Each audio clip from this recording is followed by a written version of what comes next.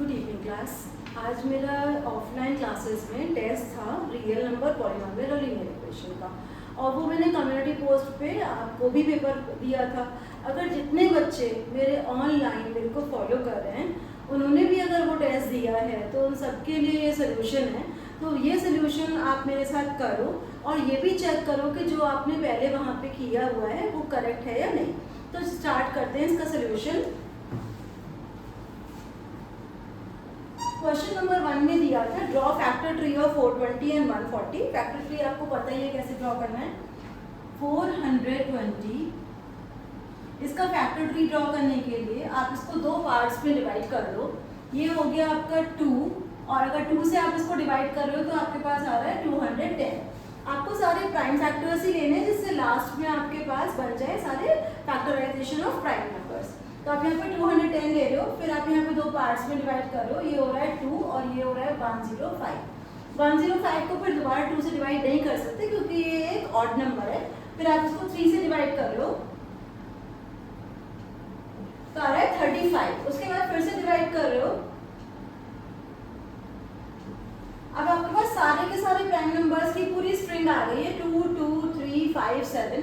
तो in the last आप लिख दो 420 इज इक्वल टू 2 का 2 बार आ रहा है तो आप स्क्वायर लिख दो, फिर आपके पास 3 एंड देन 5 और ये 7। तो ये आपका फर्स्ट फैक्टर ट्री बन गया। अब दूसरा है 140। सेकेंड पार्ट भी हम यहीं पे करेंगे। 140 इवन एक स्मॉल नंबर है तो फैक्टर ट्री भी थोड़ा छोटा ही बनना चाहिए। ये 2 हो गया और यहाँ पर आ गया 70। फिर 70 को आपने दोबारा 2 से डिवाइड किया तो 35 को फिर से करो तो आपके पास आ रहा है 5 एंड 7। तो इसका भी आपके पास पूरा प्राइम फैक्टराइजेशन आ चुका है। तो यहाँ पर आ रहा है 140 is equal to 2 square into 5 into 7। दोनों के प्राइम फैक्टराइजेशन हो चुके हैं और फैक्टर ट्री भी आपके सामने है। बोर्ड में कई बार ये फैक्टर ट्री बनाने के आता है और कई बार यहाँ पे मिसिंग भी होते हैं बीच बीच में। तो आई होप कि ये क्लियर हो गया होगा। Let us do second question.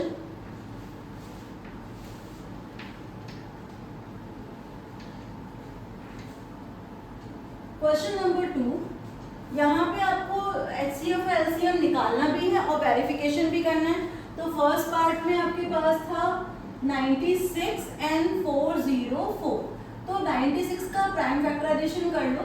96 को अगर आप 2 से मेरे साथ ही कर लो, आपको मैं एक बार करवा ही देती हूँ साथ साथ।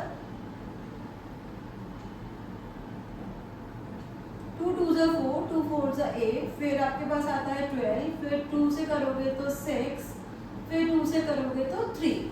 तो 96 में आपके पास 1 2 3 4 5, तो आपके पास 2 की पावर 5 और 3 आ रहा है, वो लिख लेंगे यहाँ पर। फिर हम कर रहे हैं 404 का। फिर पहले आप 2 से करोगे तो आपके पास 202 आएगा, फिर 2 से करो तो आपके पास 101 आ रहा है। तो आप 404 का भी लिख लो। तो 2 की पावर 2 इंटू 101। अब आपको ये बात मालूम है कि HCF में सिर्फ और सिर्फ कॉमन नंबर्स लिए जाते हैं, कॉमन फैक्टर्स लिए जाते हैं। तो हम यहाँ पर लिखने वाले हैं HCF। यहाँ पर फिर से देख लो, यहाँ पर 2 की पावर 5 है और ये 2 की पावर 2 है। तो आपके पास 2 की पावर 3 ही कॉमन आ रहा है, तो वही आपका HCF होगा। 2 की पावर 2 कॉमन आ रहा है तो 2 की पावर 2 दैट इज 4, तो इसका HCF हो गया 4। LCM में आपको कॉमन तो लेने ही है, साथ में अनकॉमन भी लेने होते हैं। तो आपके पास यहाँ पे 2 की पावर 5 है, 3 है और 101 है। तो 2 की पावर 5, 3 एंड 101। 2 की पावर 5 होता है 32, और 32 को 3 से करेंगे, फिर 101 करेंगे। 96096, ये आपके पास आ रहा है LCM। HCF भी आ चुका है, LCM भी आ चुका है। अब आपको करना है वेरिफिकेशन। तो वेरिफिकेशन कैसे करेंगे? HCF into LCM is equal to first number multiply by second number. तो HCF आपके पास है 4, LCM है 96096, फर्स्ट नंबर आपके पास है 96, फिर उसके पास है आपके पास 404। इन दोनों को मल्टीप्लाई कर लेते हैं।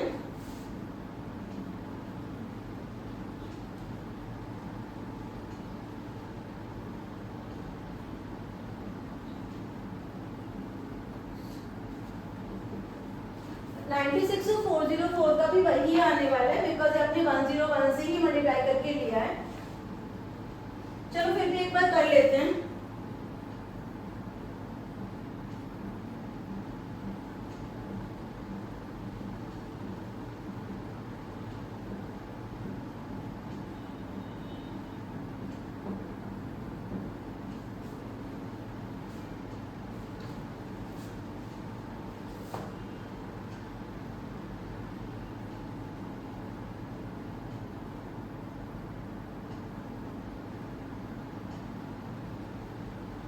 एक बार ये भी कर लेती हूँ वापस से।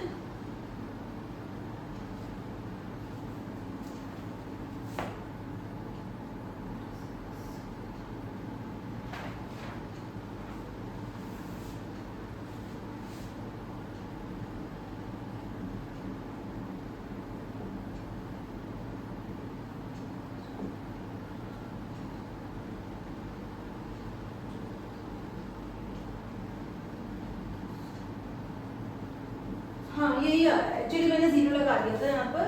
सो दिस इज 38784 और ये भी आ रहा है 38784। दोनों का आंसर यही आ रहा है। तो ये हमारा वेरिफिकेशन भी हो गया। यही फायदा होता है वेरिफिकेशन का। जैसे मैं मल्टीप्लाई कर रही थी और अगर मैंने यहाँ पे 0 एक्स्ट्रा लगा दिया तो आंसर नहीं आ रहा था। तो आपको भी वेरिफिकेशन में यही फायदा होने वाला है। तो ये आपका हो गया फर्स्ट पार्ट। अब हम करने जा रहे हैं सेकेंड पार्ट।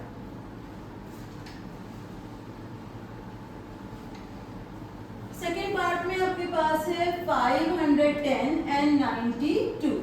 510 एंड 92।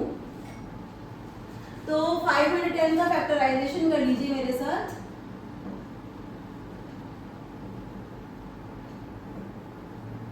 टू 55 आ रहा है, अब ये तो जाएगा नहीं, तो 12 आ रहा है मतलब 3 से जाएगा।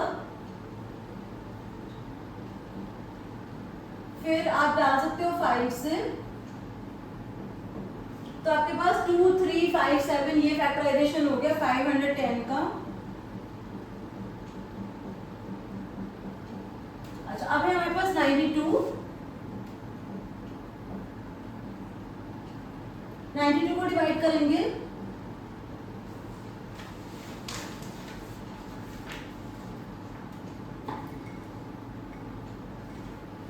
फिर मैं 2 से डिवाइड कर रही हूँ फिर से। ये आ रहा है 23। तो 92 का लिख देंगे 2 की पावर 2 इंटू 23। अब आप देखो कि इसका HCF क्या होगा। HCF इज इक्वल टू, सिर्फ 2 ही रहेगा। HCF इज ओनली 2 बिकॉज यहाँ पे आपने कॉमन ही लेना है और LCM में आप लेने वाले हो बड़ा सा आने वाला है 2 स्क्वायर 3 इंटू 5 इंटू 17 इंटू 23। सारी चीजों को आपस में मल्टीप्लाई कर लेंगे।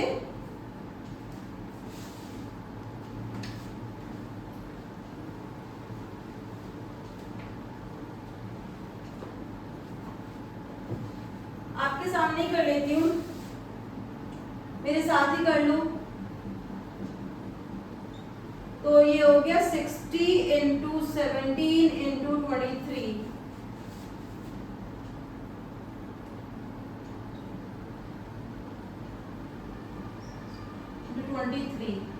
ये भी हो जाएगा 23 0 46 एंड 23 23460। तो ये आपके पास LCM भी आ गया इसका। ठीक है, मैच कर लेना। फिर यहाँ पर आएगा वेरिफिकेशन।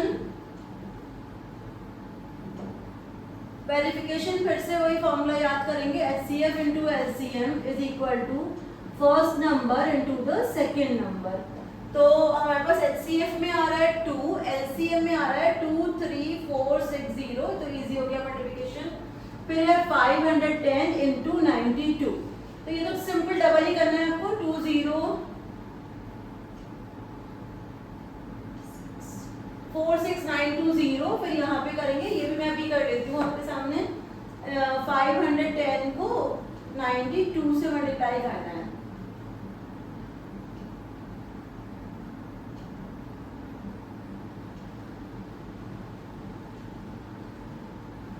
सेम ही आ रहा है 46,920। Hence verified. तो ये आपके दोनों क्वेश्चंस हो गए। अब आपके पास है थर्ड क्वेश्चन।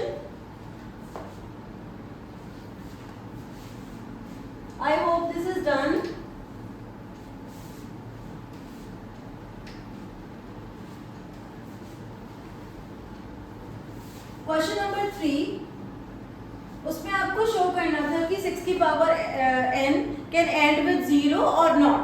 तो हमें दिखाना है यहाँ पर 6 की power n can be express as 2 into 3 की पावर n। आप इसको अलग अलग करोगे तो 2 की पावर n एंड 3 की पावर n आएगी। मतलब कि अगर आप इसका फैक्टराइजेशन करते हो for any power of 6 n can be any natural number, तो उसमें आपके पास मैनी मतलब बहुत सारे 2s आएंगे और बहुत सारे 3s आएंगे, लेकिन कोई 5 नहीं आएगा। तो हम यहाँ पर लिखेंगे 6 की पावर n, पहला point, can never and in 0 as to end in 0 factorization must contain at least 1 2 and 1 5। कम से कम एक 2 और एक 5 होना ही चाहिए ऐड करने के लिए। And according to fundamental theorem of arithmetic, according to FTA, this factorization is unique and it will not have 5, तो it will never end in 0। अच्छा, अब मैंने क्लास में बोला था कि अगर आपको ये 3 मार्कर मिल रहा है तो आपको FTA स्टेट भी करनी है, और फंडामेंटल थ्योरम ऑफ अरिथमेटिक मैंने सबको याद करा दी थी, तो यहाँ पे मैं स्टेट नहीं कर रही हूँ। अब हम क्वेश्चन नंबर 4 कर रहे हैं।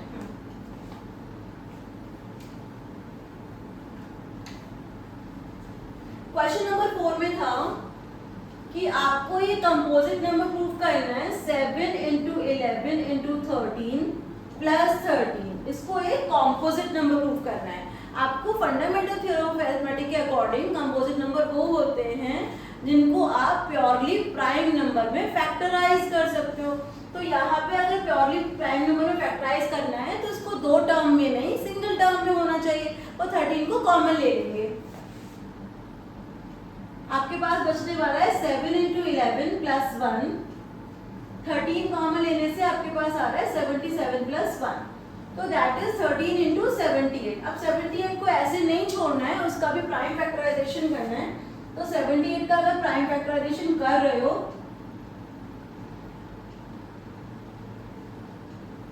तो आपके पास 2, 3 and 13 आ रहा है, और आप देख लो 13 पहले से था, तो आप लिख सकते हो 2 into 3 और 13 की पावर 2, ये कर दो, और ये आपका प्योरली प्राइम नंबर्स में आ रहा है। इसलिए आप बोलोगे इसके लिए कि this is a composite number, this is a composite number as it can be expressed as product of primes.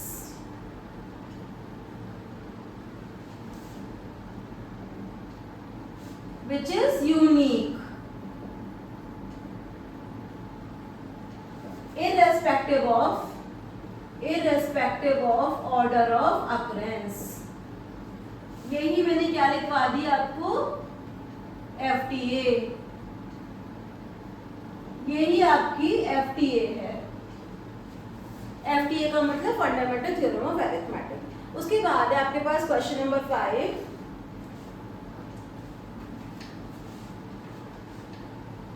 जितने भी सारे बच्चे मेरे साथ ये कर रहे हो, स्कूल के यूटी में आपके बहुत सारे सेम क्वेश्चन आने वाले हैं।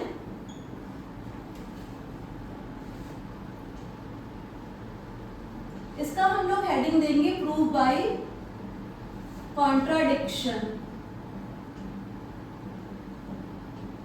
Prove by contradiction. अगर प्रूव बाय कॉन्ट्राडिक्शन कर रहे होते हैं तो हमें जो अपना अजम्पशन होता है उसी को रॉन्ग प्रूव करना होता है। तो हम लिखेंगे let us assume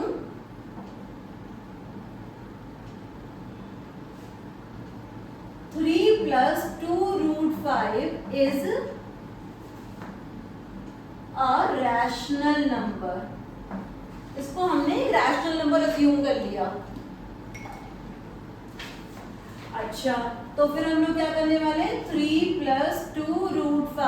is equal to P by Q, where P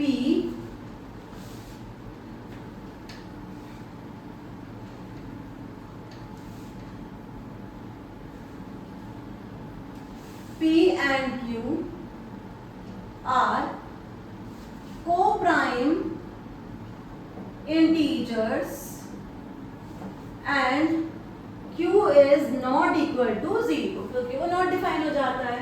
अब जो भी आपका इरैशनल नंबर है उसे लेफ्ट साइड पे रखो और रैशनल वाले को राइट साइड पे लेके जाओ। P by Q minus 3, तो 2√5 का आंसर आएगा P minus 3Q upon Q। √5 is equal to P minus 3Q upon 2Q। ये 2 जो यहाँ पर था यहाँ पे नीचे ले लिया हमने। अच्छा, ये हमने दिखाया है कि कोई इंटीजर है जो आपस में ऐड हो रहे हैं, सबट्रैक्ट हो रहे हैं, मल्टीप्लाई हो रहे हैं। Integers are close to addition, subtraction, multiplication, तो इसलिए ये जो P minus 3Q है ये भी एक इंटीजर होगा और 2Q भी एक इंटीजर होगा। When Q is not equal to 0, obviously 2Q will also not be equal to 0. So this is equal to A by B, where A and B are other integers. और ये restriction यहाँ भी रहेगी कि B के not be equal to 0, और मैंने बता दिया Q 0 नहीं है तो B भी 0 नहीं है। अब ये आ गया, this shows √5 is a rational number। मैंने क्लास में बोल दिया था कि आपको इसकी प्रूविंग करने की कोई जरूरत नहीं है, and we have reached a contradiction which is not true.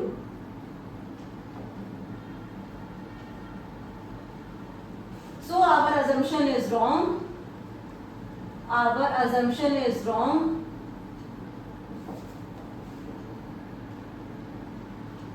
अगर हमारा assumption wrong है तो 3 plus 2√5 is not rational, it is irrational। तो लास्ट में एक लाइन लिख दो, नीचे ही लिख देती हूँ फिर मैं, therefore 3 plus 2√5 is an irrational number, hence proved। ये आपका कंप्लीट हो गया क्वेश्चन। उसके बाद है क्वेश्चन नंबर 6। मैंने आपको 5 क्वेश्चंस रियल नंबर के दिए थे, 5 पॉलिनोमियल के दिए थे और 5 लीनियर इक्वेशंस के दिए थे। तो ये रियल नंबर कंप्लीट हो गया। अब हम स्टार्ट करने जा रहे हैं पॉलिनोमियल्स।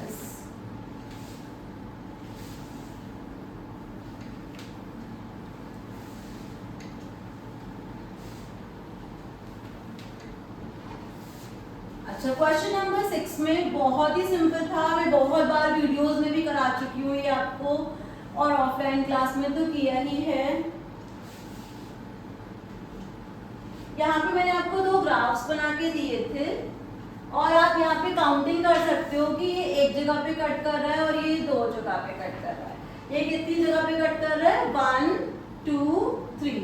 हमें सिर्फ वो पॉइंट चेक करने होते हैं जहाँ पे कर्व एक्स एक्सिस को इंटरसेक्ट करता है। तो अब यहाँ पे लिखेंगे number of zeros. I hope you have understood कि 2 ही जगह कट कर रहा है तो 2 जीरोस होंगे। नंबर ऑफ जीरोस यहाँ पे हो गए 3। तो ये बहुत ही सिंपल सा क्वेश्चन था, तो मैंने 2 मार्कर ही रखा था इसको। फिर दूसरा,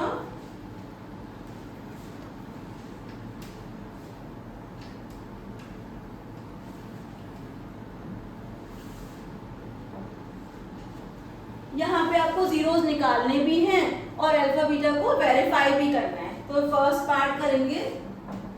बहुत ही ट्रिकी क्वेश्चन है, एनसीईआरटी का ही है ये। अब देखो यहाँ पे कि ऑर्डर चेंज है, 7x को बाद में रखा हुआ है तो मिडिल टर्म करने में दिक्कत आएगी। तो 6x² माइनस 7x माइनस 3। पूरे मिडिल टर्म के रूल्स आपको सिखाए थे। क्या करना होता है?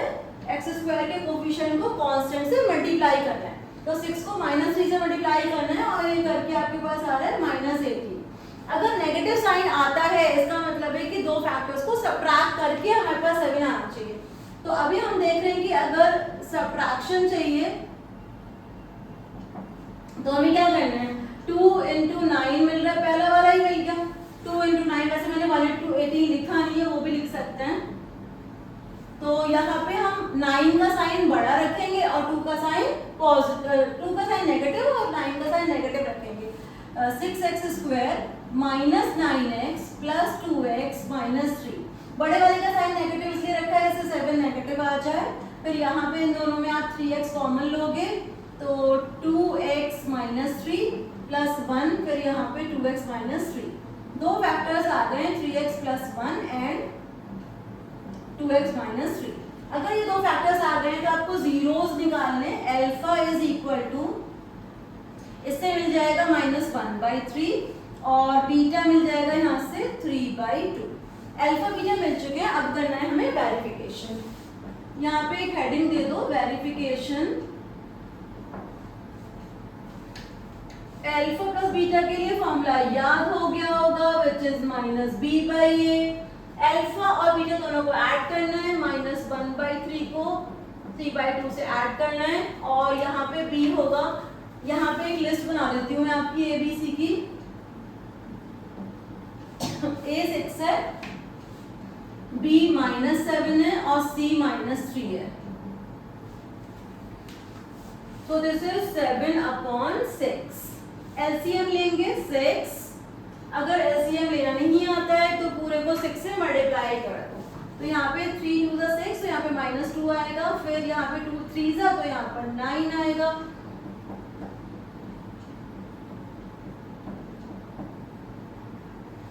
Hence verified। आपको सम को भी वेरीफाई करना है और प्रोडक्ट को भी करना है। तो प्रोडक्ट को alpha beta is equal to C/A। I hope ये याद हो गया है। तो जो अल्फा बीटा है इसमें हमारे पास -1/3 है और बीटा में हमारे पास 3/2 है, -3 और 6। अगर आपने 3 कट कर दिया तो you will clearly see half, -half, -half, hence verified. ये भी हो गया। सेकंड पार्ट है तो एनसीईआरटी के, लेकिन मैंने वो पार्ट चूज करे थे जिसमें आपको थोड़ी सी प्रॉब्लम हो रही हो, इसलिए किए थे जिससे कि आप टेस्ट में करो और फिर आप स्कूल में कोई गलती ना करो।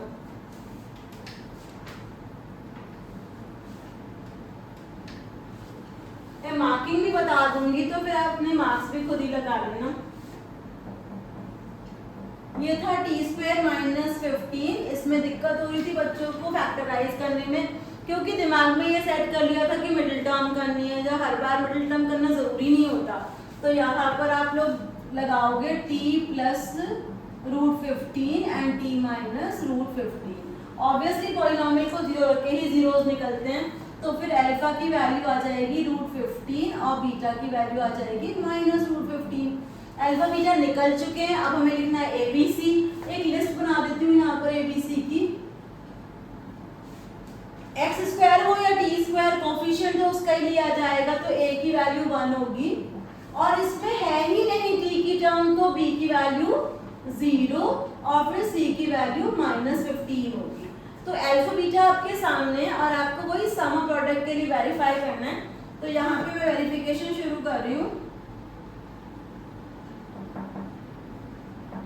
अगर आप सम के लिए वेरीफाई कर रहे हो वहां पे फॉर्मूला ऑलरेडी दिख रहा है आपको, alpha plus beta is equal to -b/a।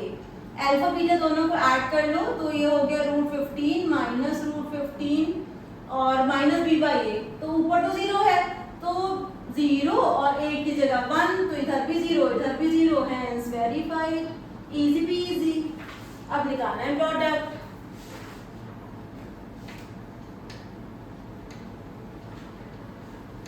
Product के लिए जब वेरीफाई कर रहे हो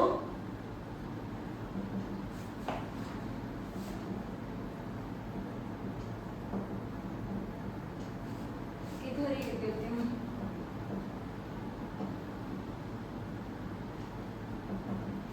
हाँ, अल्फा बीटा क्या लेना है, √15 और -√15। तो ये आपके पास हो गया √15 और यहाँ पे हो गया -√15।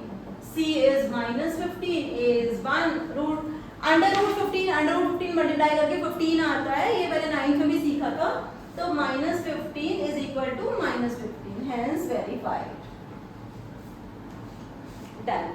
अच्छा, उसके बाद आपके पास था, उसके भी बाद इजी से ये क्वेश्चन सब बच्चों को पता है कि अगर क्वाड्रेटिक पॉलिनोमियल में सम दे रखा है -3, प्रोडक्ट दे रखा है, मैंने तो बहुत ही आसान फॉर्मूला सिखाया था आपको 2 polynomial x is equal to k x square minus sx plus p। What is s? s का मतलब सम, p का मतलब प्रोडक्ट। सम पहले दे रखा है, प्रोडक्ट भी दे रखा है, product of sum and product को 0 माइनस 3 दे रखा है, तो k हो गया x square plus 3x plus 2 and this is your answer. So polynomial के 8 क्वेश्चन तक तो सबने इजी कर लिया, 9th में फंस गए बच्चे, तो 9th में समझा देती हूँ आपको।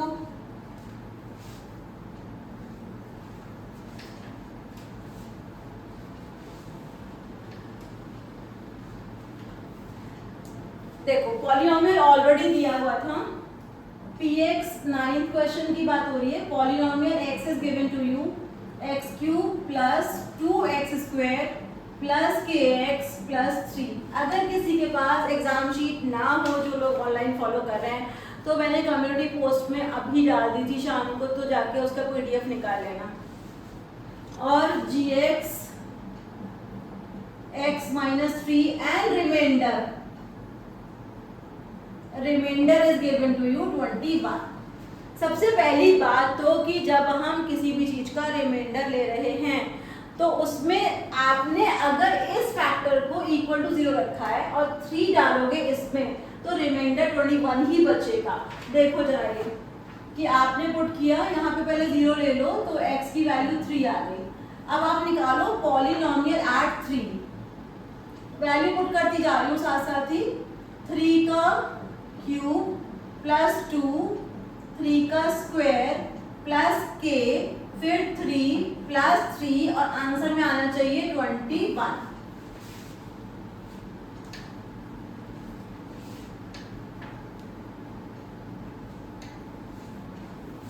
तो ये कितना हो गया 27, 18 plus 3k plus 3 is equal to 21। 27 और 3 हुआ 30 और ये हो गया 48। 3k is equal to 21 minus 48।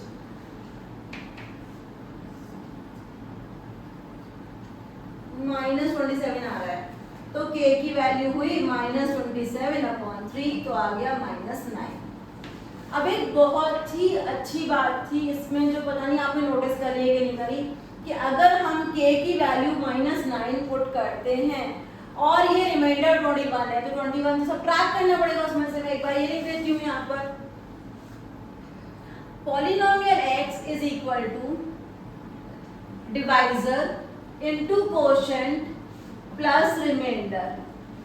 तो x cube plus 2x square plus k तो लिख सकते हैं, अब -9 लिख देती हूँ, -9x plus 3 is equal to, divisor था x माइनस 3, कोशेंट हमको मालूम नहीं है और रिमाइंडर हमको 21 मालूम है। तो पहले 21 लाके सबट्रैक्ट करो,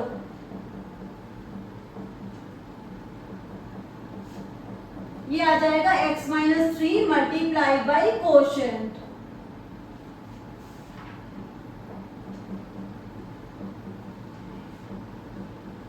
अपॉन x माइनस 3। तो इससे हमें कोशेंट मिलेगा अगर हम डिवाइड करेंगे। तो इसमें लिखा था find the zeros of cubic polynomial. एक जीरो तो पहले ही दे रखा है x माइनस 3, लॉन्ग डिवीजन करके 2 जीरो और निकल जाएंगे। तो चलो हम लॉन्ग डिवीजन सिखा देते हैं आपको। एक बार फिर से सुन लो कि जो उसका रिमाइंडर है 21, जब उसे सबट्रैक्ट कर रहे हो तो वो ही पॉलिनोमियल आ रहा है, सेम जो मैंने दिया था तुमको।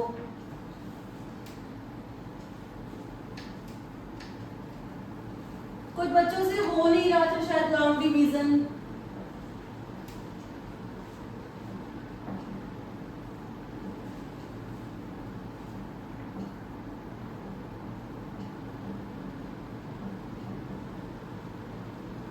x स्क्वायर से डिवाइड करेंगे तो यहाँ पर x cube minus 3x square आएगा, फिर माइनस, फिर यहाँ प्लस, ये कैंसिल आउट हो गया, फिर यहाँ पर दोनों एडिशन में चले गए तो मेरे को मिलेगा 5x square minus 9x minus 18।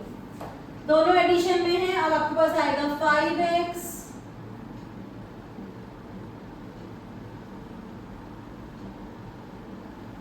Sign change करने के लिए ना लाइन थोड़ा नीचे बनाया करो और क्लियरली साइन चेंज करके ब्रैकेट जरूर लगा दिया करो।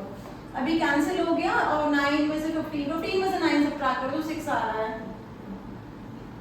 बच्चे कहते थे कि पता नहीं रिमाइंडर 0 क्यों नहीं आ रहा, और अगर सही से करोगे तो आएगा। अब आपको x² + 5x + 6 की मिडिल टर्म स्प्लिटिंग करनी है। बस 6 की तो करनी है और वो भी पॉजिटिव। पॉजिटिव का मतलब होता है कि जोड़ के आना चाहिए। तो आप लिखो x² + 2x + 3x + 6, x common x + 2, 3 common x + 2, तो आपके पास आ गया x + 3 × x + 2। अगर आपको ये पूछा गया है फाइंड द जीरोस, तो आंसर में यहाँ पे सारे जीरोस लिस्ट कर दो। ऑल द जीरोस, एक हो गया x - 3, x = 3, इससे तुम्हारा निकलेगा -3 है -2, यही तुम्हारा आंसर है। तो पॉलिनोमियल का यही क्वेश्चन मुश्किल लग रहा था, यही हो गया। उसके बाद एक और है, बस पॉलिनोमियल पे ही है क्वेश्चंस के क्वेश्चन कराएंगे आपको।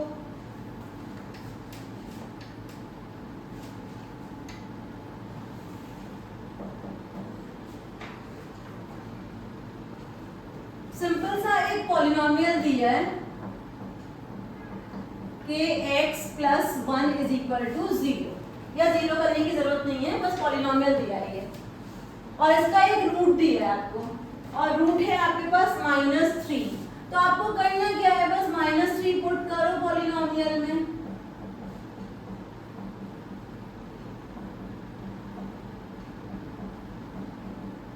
और जैसे ही पुट करोगे आंसर शुड बी 0। यहाँ पे 9 आएगा, -3k + 1 = 0, 9k - 9 - 3k + 1 = 0। 9k में से 3k सब्ट्रैक्ट करो, 6k, और इसको उधर पहुंचा दो, -9 है तो उधर जाके 8 हो जाएगा, -9 + 1 8, और उधर जाके 8 जाएगा, तो k की वैल्यू आ जाएगी 8/6। आप कह सकते हो 4/3। ये भी बस इतना ही करना था, फाइनल था ये।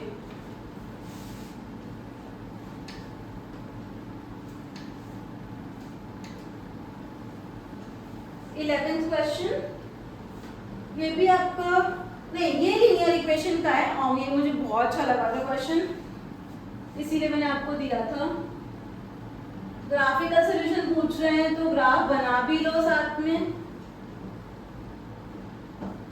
x = a की line, obviously on the positive side parallel to y-axis, this is the line of x = a, यानी हर जगह x की कांस्टेंट वैल्यू होगी। फिर है y = b। अब आप बताओ देख के कि क्या लग रही है, ये इंटरसेक्टिंग लाइन लग रही है ना, तो इंटरसेक्शन पॉइंट हाईलाइट कर देती हूँ उसका, a, b। यही बताना था बस कि type of solution intersecting line and the solution is a, b। तो यहाँ पे लिखना है इंटरसेक्टिंग लाइन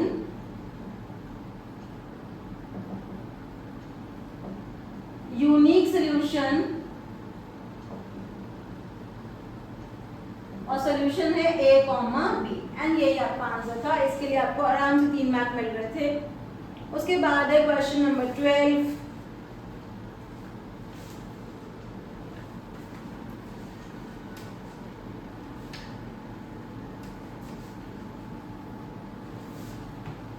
क्वेश्चन नंबर 12 में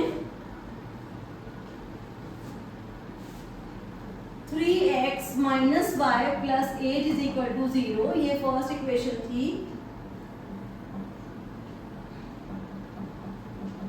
ये सेकेंड इक्वेशन थी। पहले से दे रखा था infinite solution, coincident line, infinite solution एक ही बात होती है। तो यहाँ पे इसके रेशो ले लो,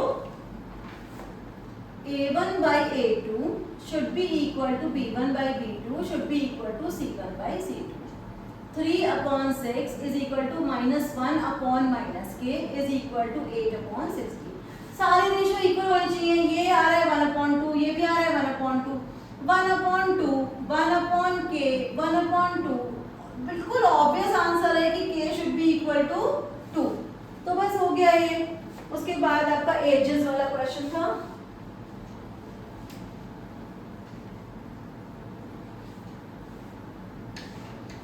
ये है 13 क्वेश्चन। उसमें लिखा है कि प्रेजेंट एज, तो पहले प्रेजेंट एज अज्यूम कर लो। Let present age of father is equal to x years,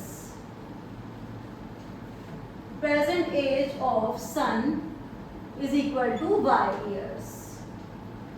पहले से ही सबसे पहले दे रखा था father is 6 times sons age, तो x is equal to 6y। ये हो गई आपकी फर्स्ट इक्वेशन, ब्लॉक कर दी मैंने। फिर उसके बाद लिखा था आफ्टर 4 years,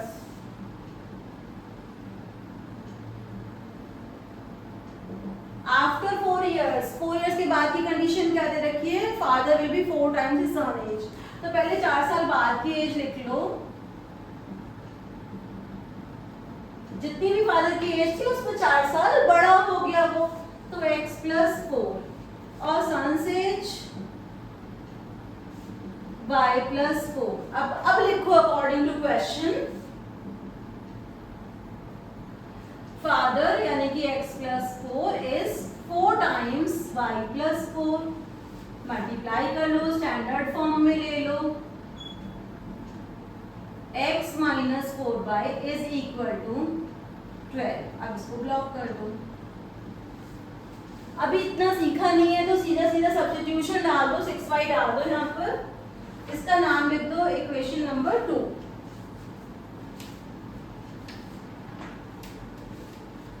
बहुत सिंपल सा सब्स्टिट्यूशन है।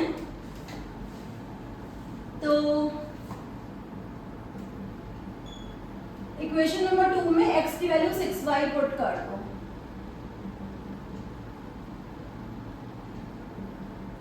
तो y की वैल्यू 6 आ गई। अगर y 6 आ गई है तो x को तो 6y निकाल ही सकते हैं।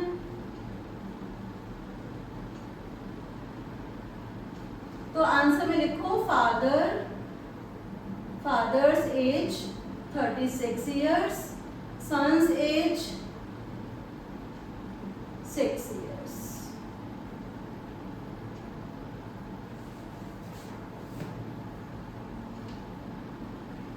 फिर से मैंने एक और इनफाइनाइट सॉल्यूशन का ही क्वेश्चन दिया था।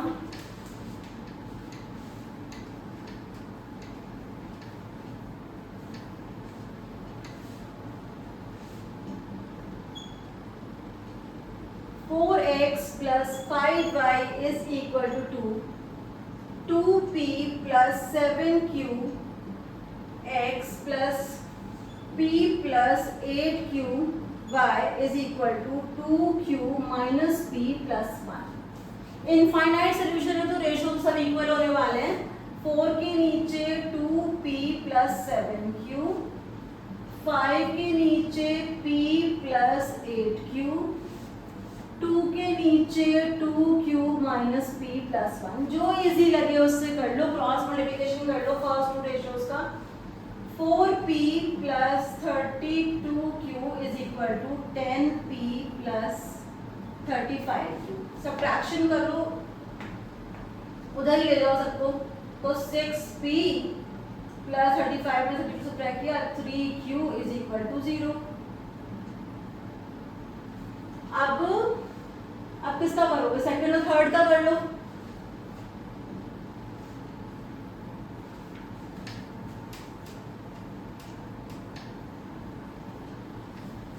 जब आप मल्टीप्लाई करोगे 10q - 5p + 5 is equal to 2p + 16q। तो सारी चीजें एक साइड पे ले लेंगे। अगर हम सब कुछ उधर ले जाते हैं,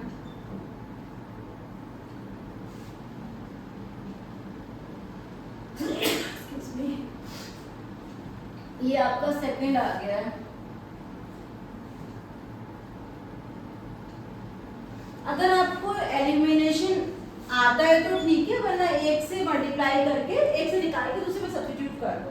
इसको मैं 2 से मल्टीप्लाई कर रही हूँ, 12p प्लस 6q, नहीं इसे निकाल लो, चलो सब्स्टिट्यूशन ही करा देती हूँ, तुम लोगों ने सब्स्टिट्यूशन सीखा है तो यहाँ से 3q की वैल्यू निकाल लो, that is equal to -6p। ये पुट कर देंगे, ये वाली वैल्यू इसको लो और इसको यहाँ पे पुट कर दो, आसान हो जाएगा बहुत। 5 इज इक्वल टू 7p। अब 3q की वैल्यू -6p है, तो 6q की तो ऑब्वियसली 12p हो जाएगी, -12p। अब सब्ट्रैक्शन कर लो इसको, 5 is equal to -5p and p is equal to -1। अगर p की वैल्यू -1 पुट कर दी तो therefore 3q is equal to -1 put करने पे सीधा 6 हो जाएगा, तो q की वैल्यू 2 हो गई। p और q दोनों निकल गए हैं। और अब आपके पास है लास्ट क्वेश्चन 15, जो कि मैंने ट्रिकी है और मैंने सिखाया था, और आई होप कि कुछ बच्चों ने तो कर ही लिया होगा। देख लो अगर इस क्वेश्चन में कोई भी डाउट लग रहा है तो।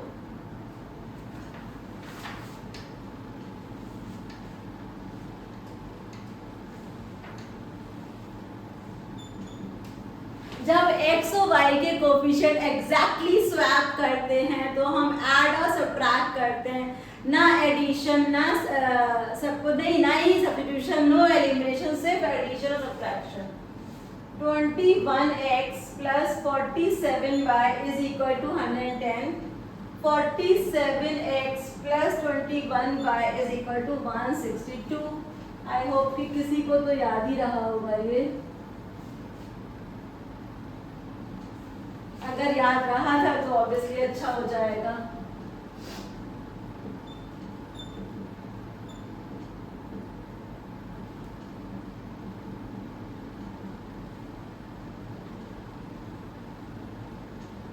फोर टाइम्स जा रहा है ये, हाँ 4 टाइम्स जा रहा है, तो ये 4 हो गया। सिंपल सी इक्वेशन आ गई है। चलो अब दोनों को सब्ट्रैक्ट कर लो। 47x plus 21y is equal to 162। अब इसकी सब्ट्रैक्शन कर लो।